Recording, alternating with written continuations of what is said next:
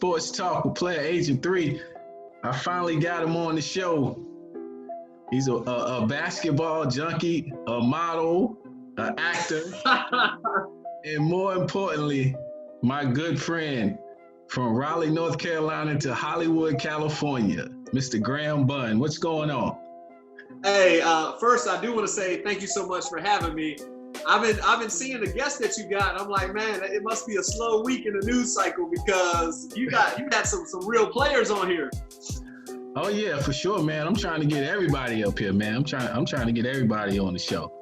You know, and we got to get Jay Will to make an appearance, man. I got to get on him. Exactly, but he got a lot of stuff going on right now with ESPN and some of the other stuff that he has going on. But that'll be great if you can get him to come on and talk to me. Yeah, for sure. I actually was hanging out with his teammate Dante Jones just the other day, so we got a nice circle. For some reason, they let me hang out with him. I'm not good enough to play with him, but I'm good enough to tell some jokes and kind of hang out. Yeah. So are you guys still on lockdown? Yeah, man. Unfortunately, it's a couple more weeks, I believe. I think 4th of July is the stay-at-home order is going to be wrapping up here in LA. What about you guys? We're in phase 2 right now, so we have a little more freedom out here. But right now it's a curfew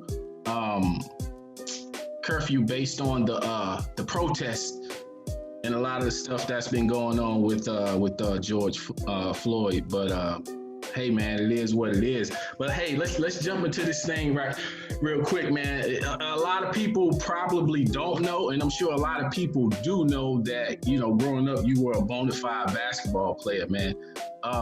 Growing up in North Carolina, in Raleigh, to be exact. Where did your love from basketball come from? I'm not sure. Growing up where we grow up, basketball is kind of religion, which is, it's on the front page of the paper every day, and you're always around it. You're exposed to it quite a bit. But growing up, I played all sports, and basketball was my worst one, which I don't think many people would be shocked by it because it took me a long time to get halfway decent. And to be able to have somebody like yourself, a lot of people know this from where we're from, but I looked up to you. I'd always heard the legend that was Miguel Tabor, and I'd always, I was like, all right, when I get old enough, I'm going to the green courts and I'm gonna prove myself. And I don't know, basketball was always a love of mine, and I just wanted to be good. And I think it was a challenge because I was not good as a kid. As a young kid, I was never the best player. And it taught me early that, okay, if you want to be good, you got to outwork everybody, because I just wasn't naturally gifted, but I loved it so much. I was a gym rat. So I'm really proud of what I was able to do with it. But I just love the game, and I love players and love what you're doing. And obviously to be mentioned in the same sentence from our high school with your name is one of the biggest honors I ever had, because I looked up to you. You had a nice reputation for being a guy that could go get it. I appreciate that, man. Talking about like that, man, for sure. Yeah. So you're talking about high school, man. Take me back to those high school days at Wake Forest Roseville High School, man. How do you think playing with those guys that you played with, man? How do you think that helped you as a player? Because you played with some some pretty good players. Yeah, we were fortunate to be a very strong basketball program. I think guys like yourself and the guys that came before us laid a really good groundwork of responsibility to uphold the name of the program. So I always felt a responsibility that we were going to win the conference no matter what, and we were going to contend for a state title no matter what. So I think there's just that level, not so much the guys that I played with, because I think they would say the same thing, but the guys that played before us. We had guys like Romus Lucas that would volunteer on the basketball team, and anyone in the Raleigh area remembers that name because he was unbelievable. Yeah. And it was kind of a standard that Wake Forest put out basketball products, and I always wanted to be one of those guys that got mentioned in the same sentence as Miguel Tabrins and Romus Lucas and Eric Pulley and just all the guys that came before me. I wanted to be accepted at that table. Right. So did you know that coming to Wake Forest? Because, you didn't grow up right in Wake Forest. You came from Raleigh, but did you know the tradition of Wake Forest Roseville High School in terms of basketball?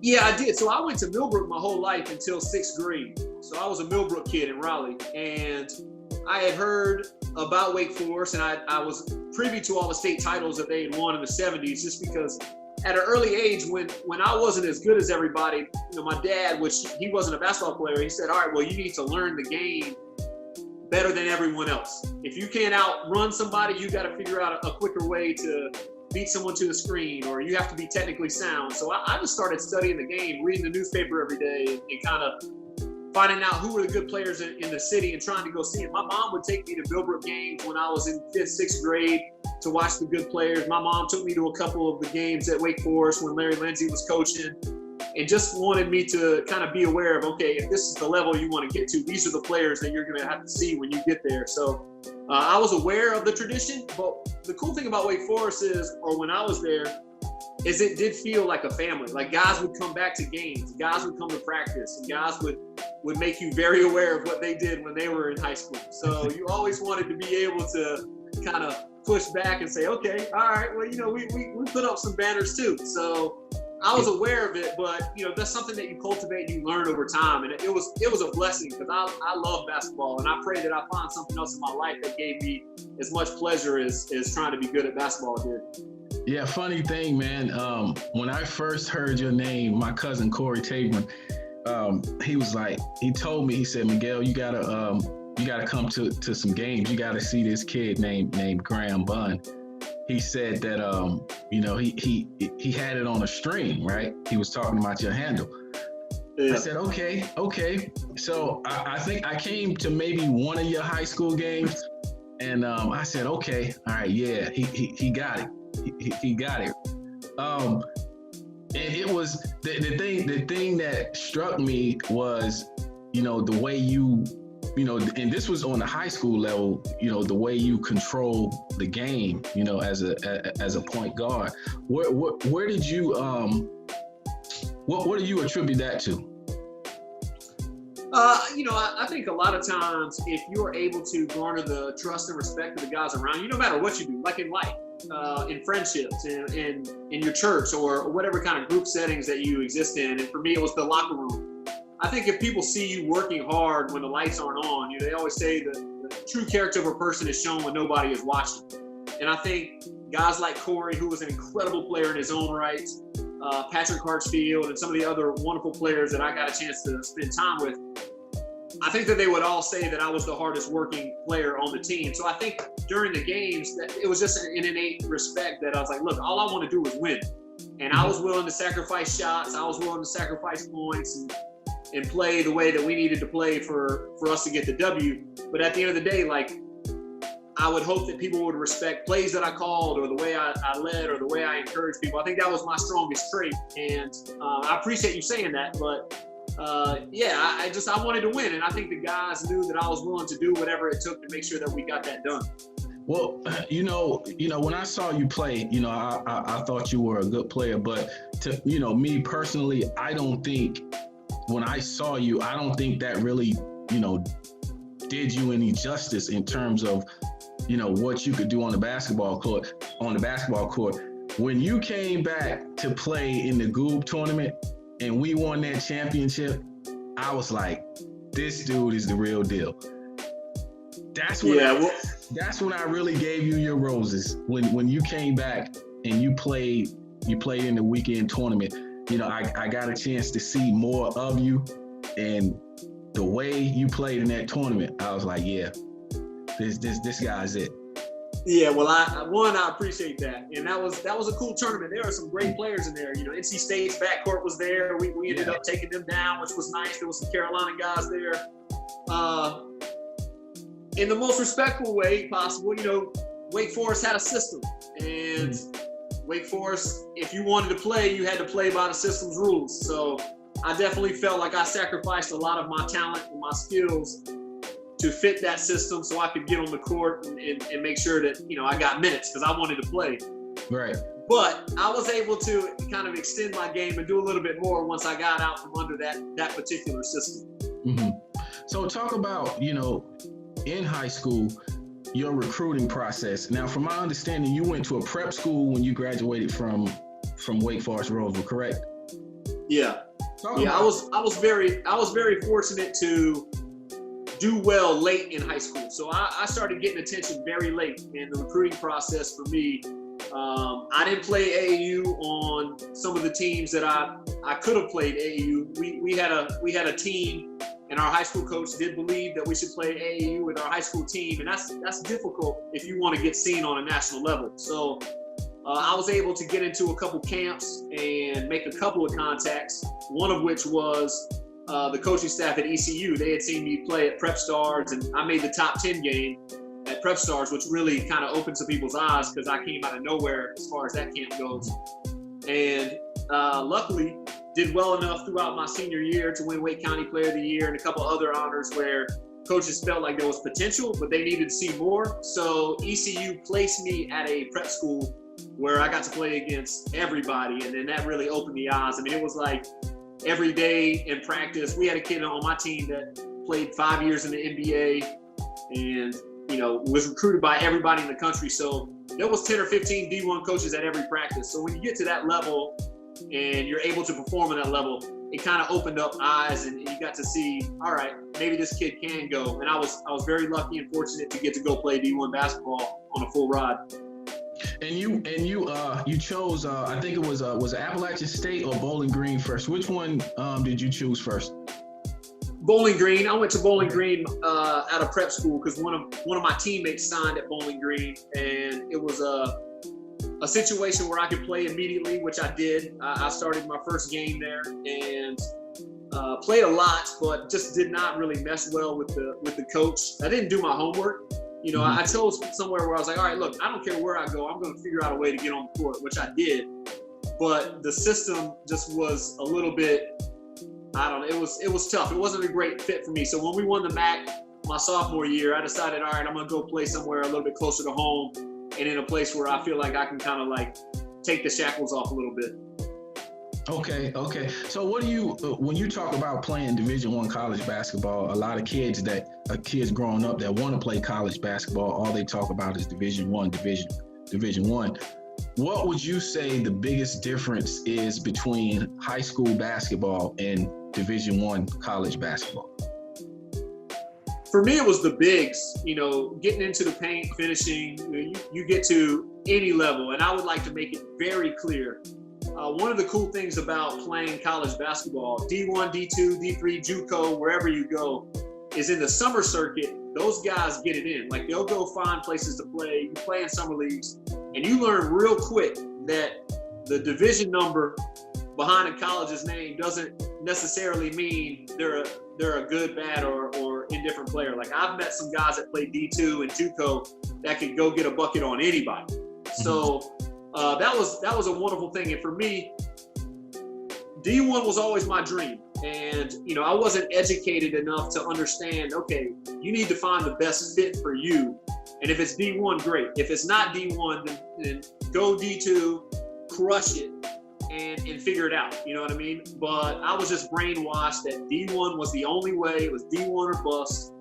And the biggest difference in playing from high school, prep school to Division I was just the bigs. I didn't get to see a lot of D2 schools, but we played Marquette. I got to play against Dwayne Wade, and we played, George Washington and all these other large schools. The 3, 4, 5 spots are long, athletic, and can recover. Like, the recovery speed on bigs is that window to get your shot off or finish or get around the basket and create something, is that window gets smaller and smaller the higher that level goes, I think, from 3, 4, 5. But as far as 1, 2 goes, I think that you could take one of the best D2 guards in America, throw him in March Madness in D1, and he can go get you buckets.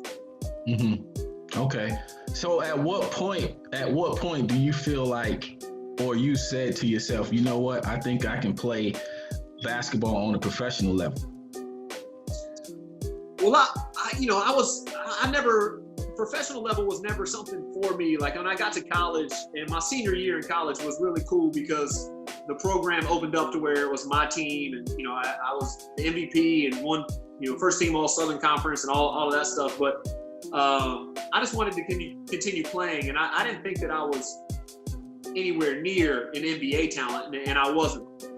but I felt like, all right, well, there might be some places I can go play. And I went to a couple of foreign camps, and then I worked out at Tim Grover's gym with a bunch of the NBA guys and really held my own. I think my first weekend there, my workout group was Devin Harris out of Wisconsin, Troy Bell, who at the time was the all-time leading scorer at Boston College, Raymond Felton from UNC, Andre Iguodala, and Shannon Brown, and I was number 6.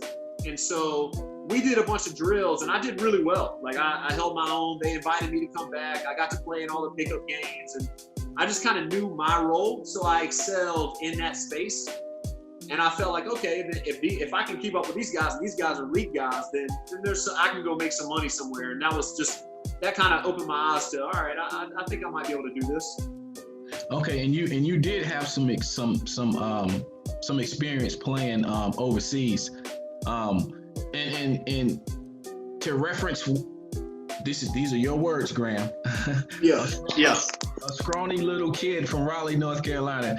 Did you ever dream about playing basketball on a professional level?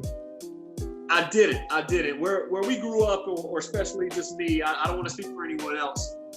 College basketball, where I grew up, was more popular than the NBA at that time.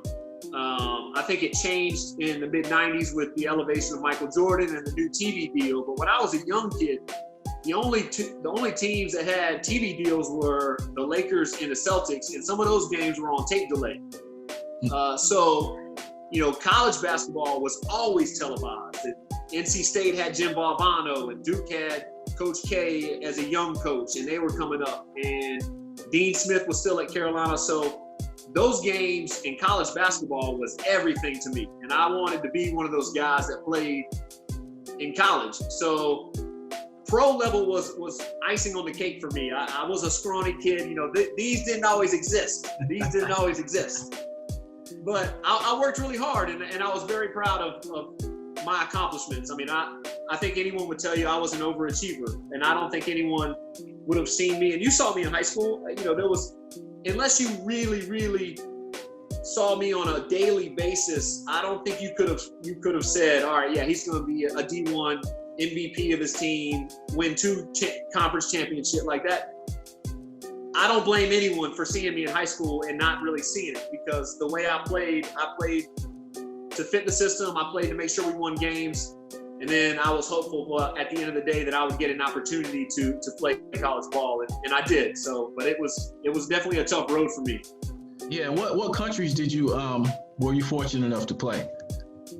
I just played in Germany. I played in Germany for 2 seasons, and then I broke my shooting hand and kind of called it a quit. Okay, all right, that's good stuff, man. So listen, man, we got to switch gears, man. We got to switch gears.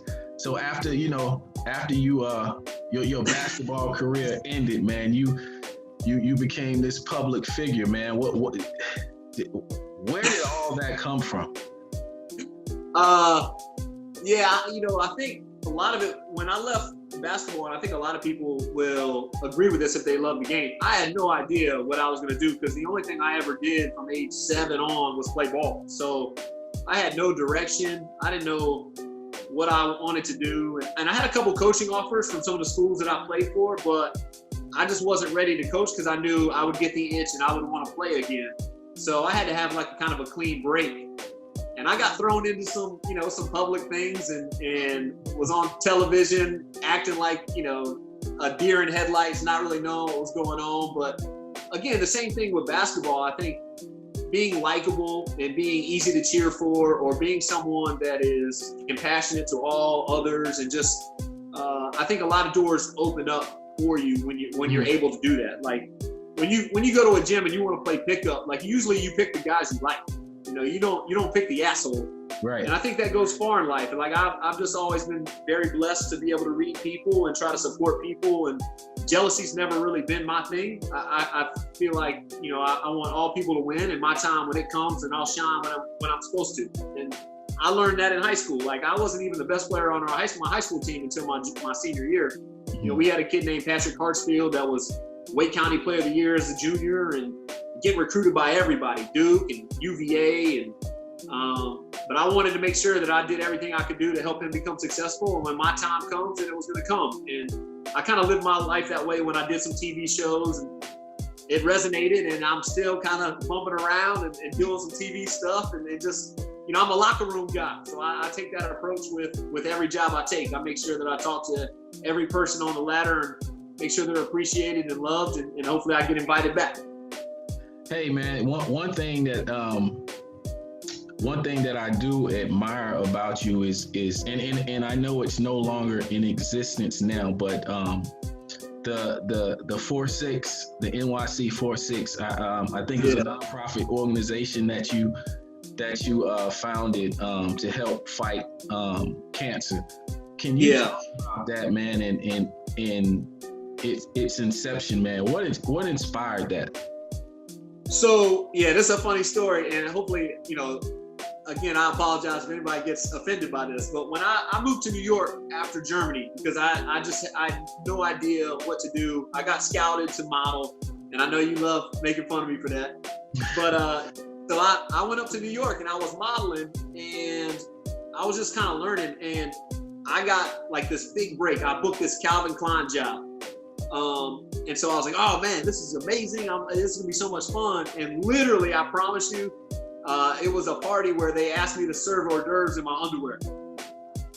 And I was like, man, this cannot be cool. Like, this is not the ticket. Like, so I was pretty down on myself. So I was like, all right, cool. What can I do that'll make me feel good? And I heard about the Disney Volunteers, like a volunteer program that Disney ran to rebuild playgrounds for kids in at-risk neighborhoods in New York. So I went and helped rebuild a basketball court because I saw they listed all the projects they had going. I was like, oh man, I'll go do this. I'll go meet some nice people. We'll build a basketball court. I remember, you know, I love hoop, and if I can help someone find that passion and stay out of trouble and take the game up instead of taking other things up, then I want to be a part of it. And when I did that, I felt cool about myself. So I was like, all right, cool. Why don't I start my own thing? And so I started a t-shirt company, and it was based around basketball, how basketball players love numbers. And I was like, I want to take a number and make it synonymous with charity. So I chose the number 4-6. And we just kind of made a play on words. For every product we sold, I gave $6 to a charity that was aligned to stopping, you know, children's cancer and all types of other various needs in kids. And so it was a cool way to give back and also kind of incorporate my passion for basketball into clothes. Did you get a big reception from that? Yeah, it was cool. I mean, if you look into it, I think most clothing companies last about 18 months it's kind of like the bar business. Like, it's really hit or miss. And we did that for almost 10 years. So I didn't make a ton of money, but we raised a very large amount of money for charity, and that was cool. Like, I felt cool about it. And to be transparent, it was a really cool pickup line when girls were like, what do you do? I'm like, well, I raise money for children's charities. Like, hey, I'm in there. Yeah, you can trust me. Hey, man. Hey, I really, you know, admire you for that, man. You know, that was really big, you know. That was really big of you to you know, create that situation, man. Again, you know, some people know, a lot of people don't know, man. You were a contestant on the show The Bachelor, man. I was. Can you talk about that? I mean, where did that come from? Yeah. So it has a very bad start, but it's got a great ending. So when I was living in New York, and I think you visited me, I was bartending to make extra money and try to start funding my clothing idea. And I was dating an actress at the time, and that actress now is doing really well for herself out here in LA, and we've run into each other quite a bit. But unfortunately, I had someone pass away in my family, and it was the first time in my life that I had lost someone that close to me. So I went home and took care of what I needed to take care of with my family, and I flew back to New York 2 days early because it was Valentine's Day. Well, I came home to not a good sight. And so, needless to say, she and I broke up, and I went to work just to hang out because, you know, when you work in the bar business, you make friends with everybody. And when you got nights off, you go in and you have a few drinks.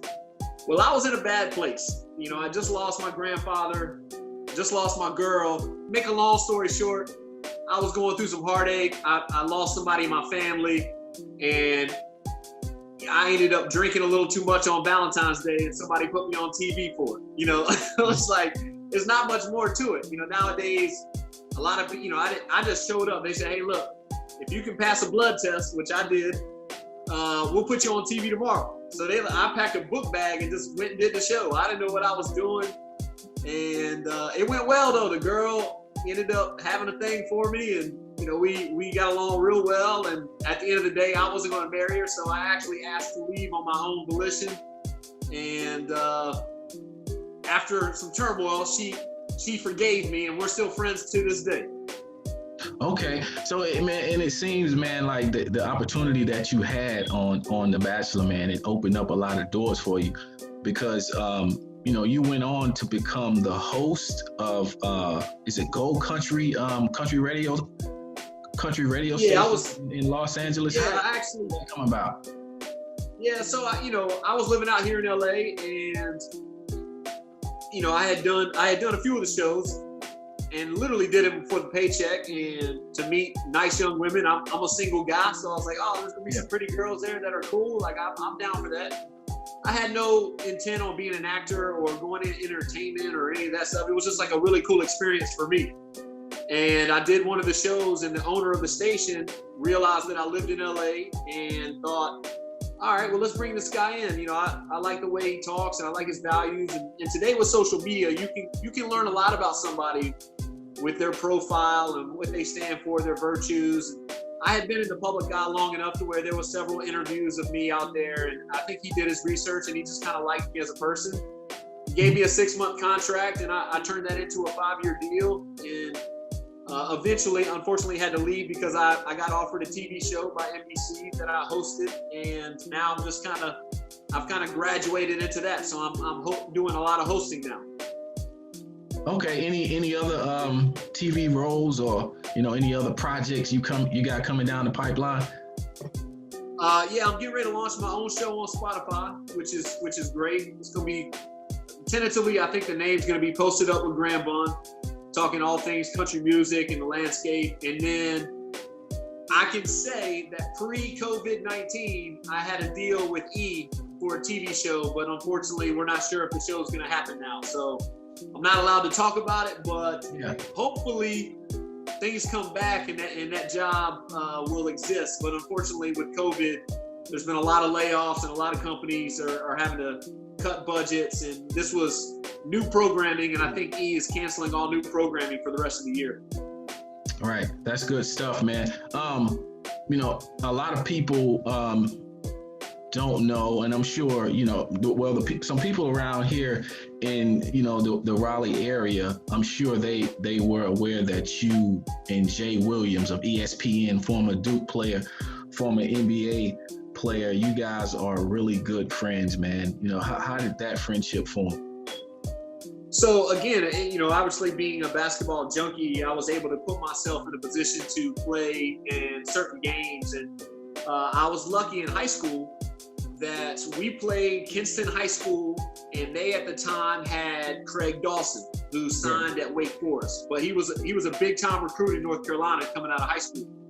We played them at the Glaxo Welcome Tournament in front of everybody, and Coach K was there to recruit Craig Dawson.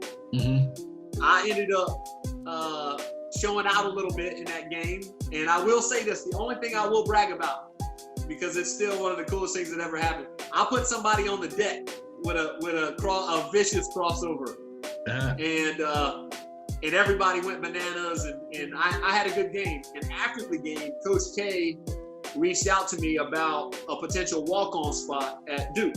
Well, my career went well, that I was able to go play for free somewhere, but Coach K offered me an open invite to train with the team in the summers.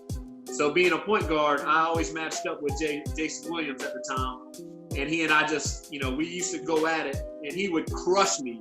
But I never gave anything up easy, and I never quit. We went nose to nose a couple times, and I think he respected the fact that I was gonna, if it was 3 o'clock in the morning, you want to get shots up, I'm your guy. I'll go get shots up at 3 in the morning.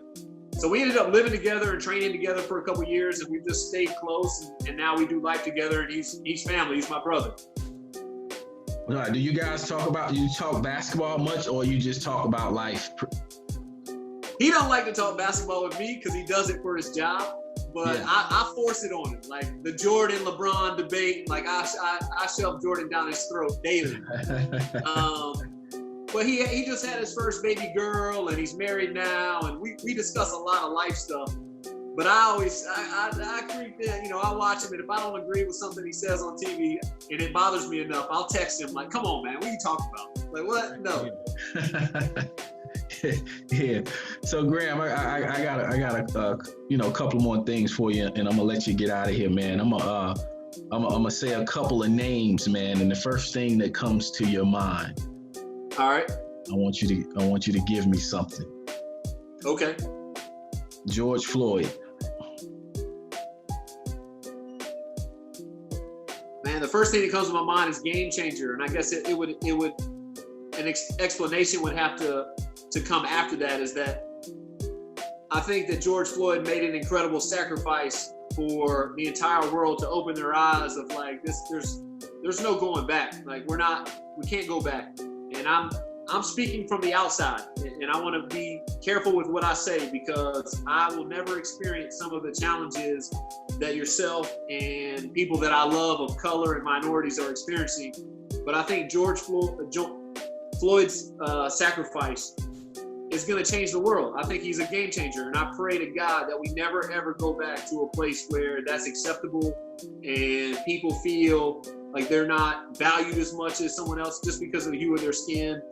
And I'm very sensitive to it because some of my closest friends and people I love in this world have suffered from some of the systematic racism that we have in this country. And I love America, and I love all the values that we have here, and I hope that I get to stay here for the rest of my life. And you know, I don't unappreciate America, but we need to change. We got to grow. This cannot happen anymore. Like it's enough.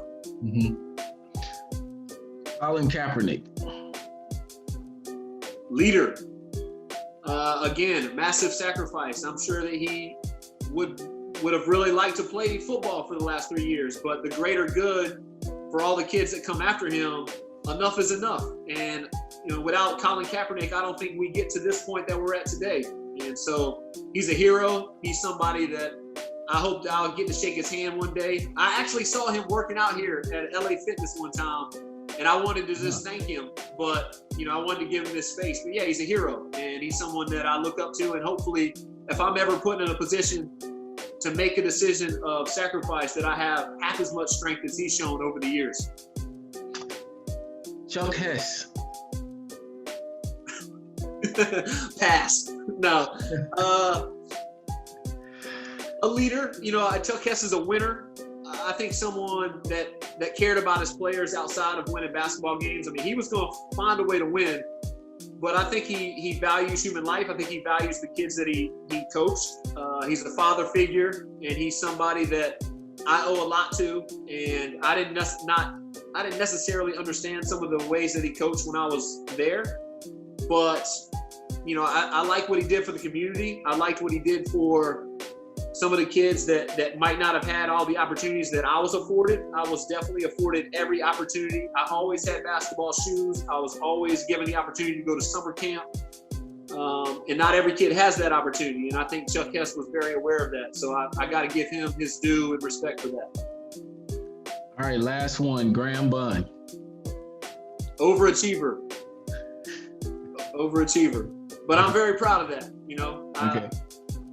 You've had some incredible players on here. So if anyone's listening to this, I want to apologize that it took a dip. But our friendship and just our history and what's going on in the world today, I think it's very humbling and honoring that you would include me in this. And you know, I definitely will tell you to the day I die, like you were someone I really looked up to and somebody I wanted to be able to sit at the table with and talk basketball. So today's a big day for me. I mean, I know it's a small uniform, but this is high school, but I put this on for you.